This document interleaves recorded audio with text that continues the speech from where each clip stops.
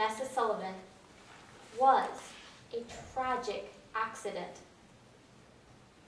And it was devastating for her friends, her family, for our entire community.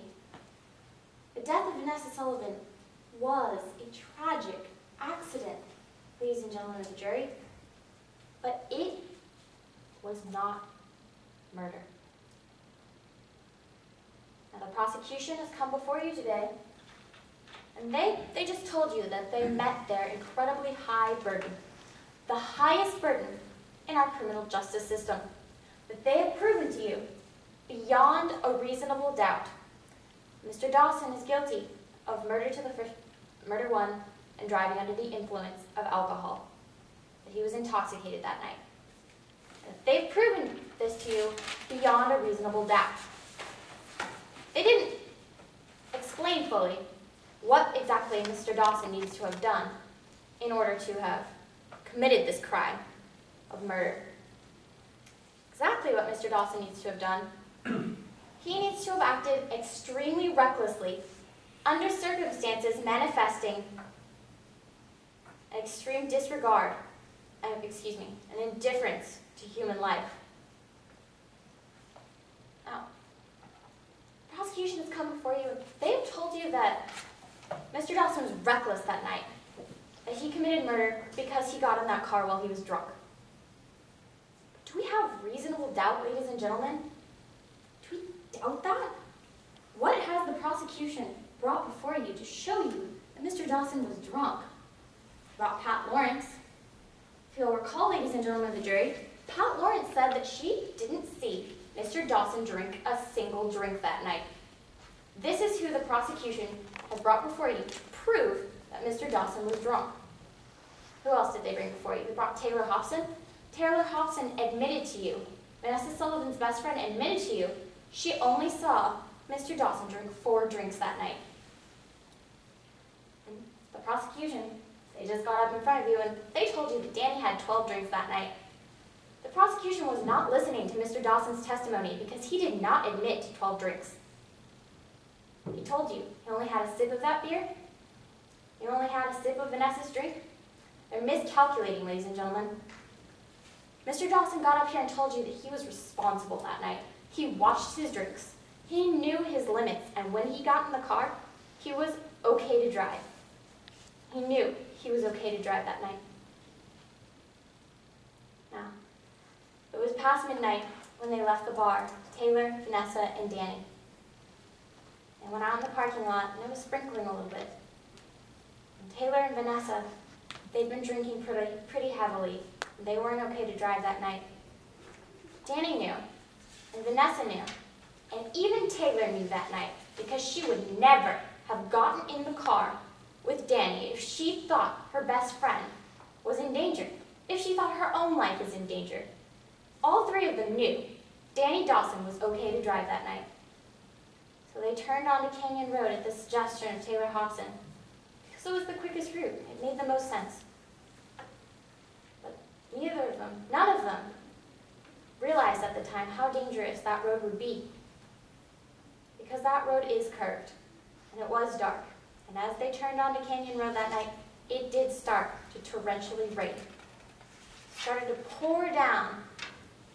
Danny, he focused through the rain, through the dark, through his headlights.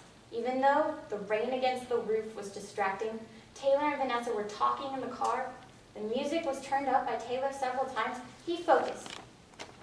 Just when they were almost home, and they're on the last stretch of Canyon Road before Vanessa's house, going around that last, most dangerous curve, a deer jumps out in front of Mr. Dawson's car. Mr. Dawson, he makes a calculated decision. He doesn't panic. He decides to avoid that animal. Not with an extreme disregard for life, indifference, ladies and gentlemen. In order to preserve life, Mr. Dawson cared. Mr. Dawson cared so much. He tried so hard that night not to hit that deer, not to be in an accident.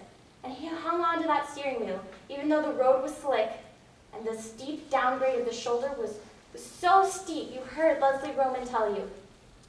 Mr. Dawson maintained control of that vehicle, holding on as tightly as he could for 124 feet around the most dangerous part of that road. And you heard, ladies and gentlemen of the jury,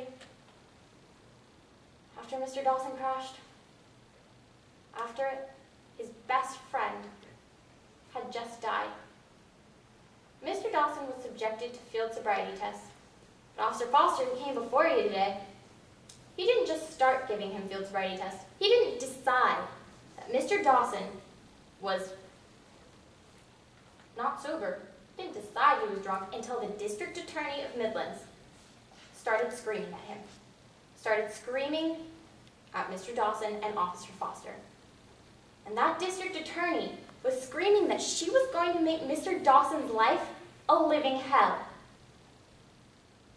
Now, ladies and gentlemen, how could Mr. Dawson have performed those sobriety tests in the pouring rain with sirens and flashing lights around him when the District Attorney was screaming at him that she was going to ruin his life if Officer Foster got up here in front of you and couldn't even perform those same sobriety tests with just a simple interruption? You heard. Mr. Dawson had a gash on his forehead. He was bleeding. He was not medically examined that night. And someone so young and so full of potential dies, it's natural for us to reach out for something, someone to blame. And sometimes, in some cases, blame falls where it should not. And unfortunately, and unjustly, in this case, the blame has landed where it should not. And my client, Mr. Danny Dawson. Danny was responsible that night. You heard he watched his drinking. You heard he knows his limits. He stuck to well under 1 drink an hour, and he knows if he sticks to that, he's fine to drive. He was responsible, and he cared. He cared about his best friend, Vanessa Sullivan. He held on through the rain, through the dark. You heard Mr. Dawson was speeding that night. Speeding is not enough to convict an innocent man of murder. Ladies and gentlemen of the jury, Mr. Dawson was in an accident. That accident led to a tragedy.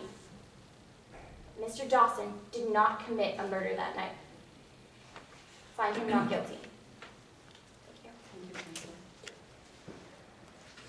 Prior to my rebuttal, I'd respectfully request a time check. You have 1 minute and 31 seconds. Thank you. Rebuttal. Please proceed.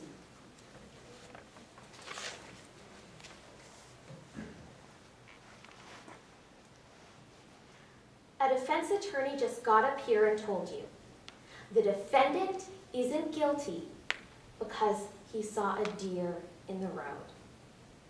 Let's assume there was a deer. Forget about the fact that Taylor Hobson told you there wasn't. Forget about the fact that the defendant never told police there was a deer. Let's assume there was. You do not get to have drink after drink after drink. Get into a car, choose to speed in a torrential downpour, choose to speed when you see that it's dark, choose to speed on a road that you know is dangerous until you crash and kill one of your passengers, and then say, I get a free pass. There was a deer in the road. The things that the defendant said that night, the choices that he made, those all show us that that night, he didn't care. It doesn't matter if he does now. Thank you.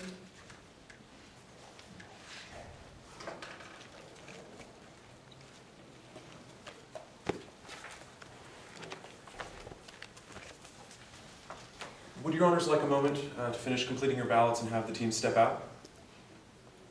Feel free to stay. We're almost done. Yes, sir.